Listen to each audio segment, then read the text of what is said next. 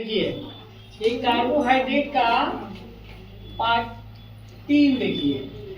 Carbohydrate का part 3 हम आपको बता दें। देखिए कार्बोहाइड्रेट जो है ना, ये तो आप जानते हैं शर्करा से इसकी प्राप्ति होती है कार्बोहाइड्रेट। और कार्बोहाइड्रेट हमें क्या देता है? ऊर्जा देता है। कार्बोहाइड्रेट से हमें ऊर्जा की प्राप्ति होती है। एट द टाइम कार्बोहाइड्रेट जो है ना, कार्बोहाइड्रेट से हमें ऊर्जा की प्राप्ति होती है। एट द टाइम ऊर्जा की प्राप्ति होती है। आप तुरंत पीजिए, आप 5 मिनट के अंदर में आपके शरीर में एनर्जी आ जाएगी। तो कार्बोहाइड्रेट से हमें ऊर्जा की प्राप्ति होती है, तो एट द टाइम ऊर्जा की प्राप्ति होती है, तुरंत मिल जाता है, ऊर्जा की प्राप्ति हमें हो जाती है। और 1 ग्राम में हमें कितना ऊर्जा की प्राप्ति होती है? 4.2 किलो कैलोरी। 1 ग्राम अगर आप कार्बोहाइड्रेट का सेवन कर रहे हैं तो आपको कितना ऊर्जा की प्राप्ति होगी? 4.2 किलो कैलोरी ऊर्जा की प्राप्ति होती है। और एक मनुष्य को, एक व्यक्ति को एक दिन में कितना चाहिए? तो 2500 किलो कैलोरी ऊर्जा की आवश्यकता होती है। एक व्यक्ति को एक दिन में 2500 किलो कैलोरी ऊर्जा की आवश्यकता होती है। 2500 चाहिए आपको एक दिन में। और 1 ग्राम अगर आप कार्बोहाइड्रेट का सेवन कर रहे हैं, 1 ग्राम कार्बोहाइड्रेट का क्या कर रहे हैं? सेवन कर रहे हैं, तो आपको 4.2 किलो कैलोरी ऊर्जा की प्राप्ति होती है। देखिए ये कार्बोहाइड्रेट जो है ना, कार्बोहाइड्रेट तो ग्लूकोज से इसकी प्राप्ति होती है ना। किसी से होती है? ग्लूकोज से। तो ग्लूकोज का सूत्र क्या होता है? C6H12O6। इसमें क्या क्या मिला हुआ है? कार्बन अनुपात अगर निकाल रहे हैं, हाइड्रोजन, ऑक्सीजन,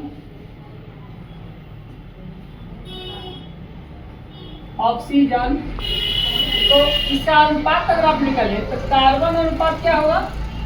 हाइड्रोजन, और हाइड्रोजन अनुपात क्या होगा? ऑक्सीजन। तो 6 एकम 6 गुना 12 और 6 एकम 6, यानी कि 1:2:1 के अनुपात में ये होता है।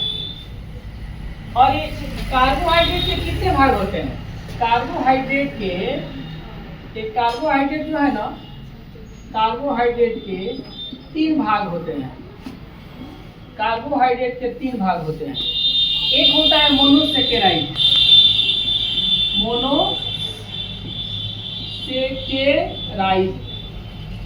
दूसरा होता है डाइसेकेराइड, और तीसरा होता है पॉलीसेकेराइड।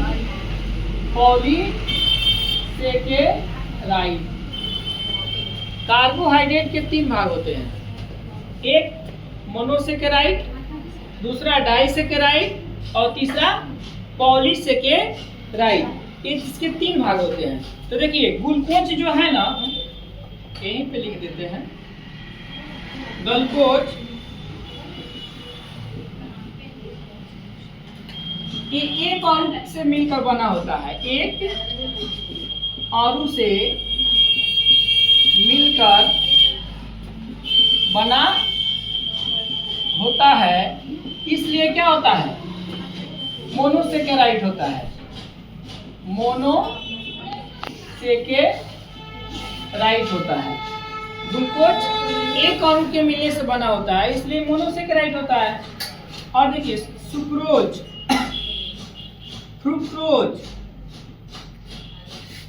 फ्रुक्टोज और सुक्रोज जो है ना, ये दोनों एक 2 अणु के मिलने से बना होता है। 2 अणु के मिलने से बना होता है, इसलिए क्या होता है? डाइसेकेराइड होता है, डाइसेकेराइड होता है। और एक चीज आपको और बता दें हम कि सेलुलोज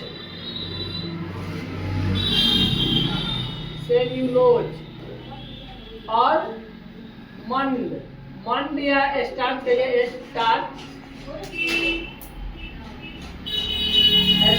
सेलुलोज और काइटिन, ये तीनों जो है ना, मंड या स्टार्च, सेल्यूलोज और काइटिन, ये तीनों जो होता है, तीनों ये पॉलीसेकेराइड होता है।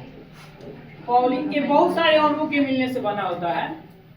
ये बहुत सारे अणुओं के